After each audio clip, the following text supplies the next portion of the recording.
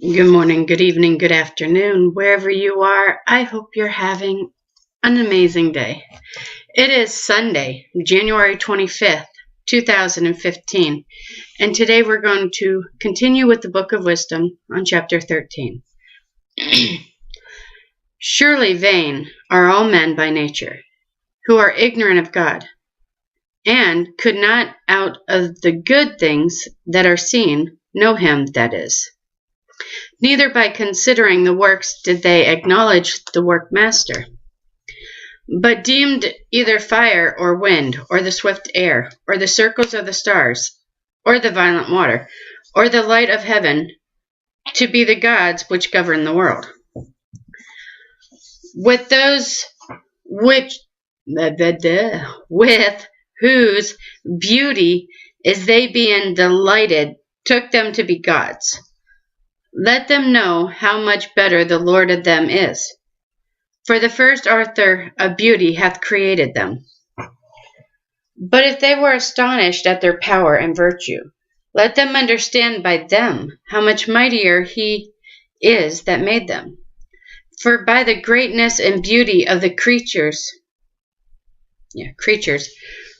proportionably the maker of them is seen.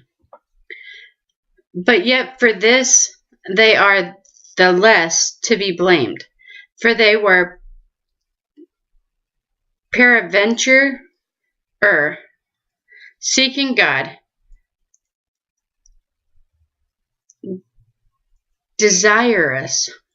You see one of those words that you're like, come on, you know this word, just say it, and it just like gets stuck.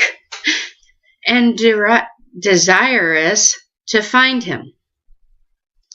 For being conservant in his works, they search him diligently, and believe their sight, because the things are beautiful that are seen. Howbeit neither are they to be pardoned. For if they were able to know so much, that they could aim at the world, how did they not sooner find out the Lord thereof? But miserable are they, and in dead things is their hope, who call them gods, which are the works of men's hands, gold and silver, to shew art in, and resemblance of beasts, or a stone good for nothing, the work of an ancient hand. Now a carpenter that falleth timber, after he hath sawn down a tree meet for the purpose, and taken off all the bark skillfully round about, and hath wrought it handsomely, and made a vessel thereof fit for the service of man's life. And after spending the refuge of his work to dress his meat, hath filled himself, and taken the very refuge, or is it refuse? And taken the very refuse among those which served to no one, being a crooked piece of wood and full of knots, hath carved it diligently, when he hath nothing else to do, and formed it by the skill of his understanding, and fashioned it into the image of man. Or made it like some vile beast, laying it over with vermilion, and with paint coloring it red, and covering every spot therein. And when he had made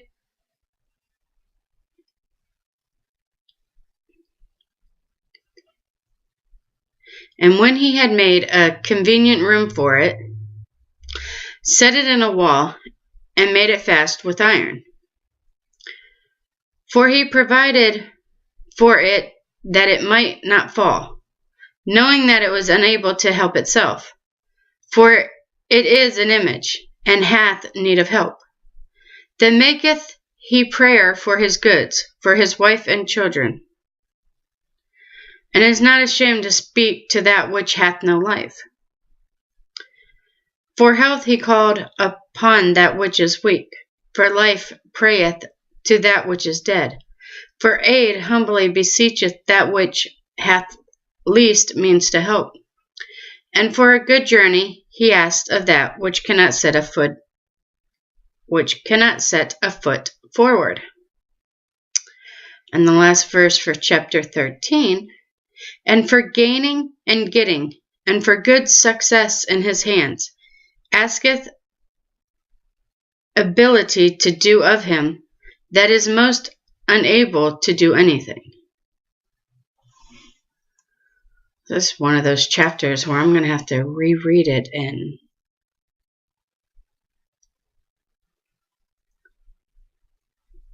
to get the understanding. It's one of those that you're like, what did that say? So as you rewind this and listen to it again, I'm going to go back and reread it for myself. Peace be in you, my brothers and sisters. May the Lord have mercy on us all. If you're rebelling, repent. Stop doing what you're doing and repent. I love you guys so very, very much. God bless.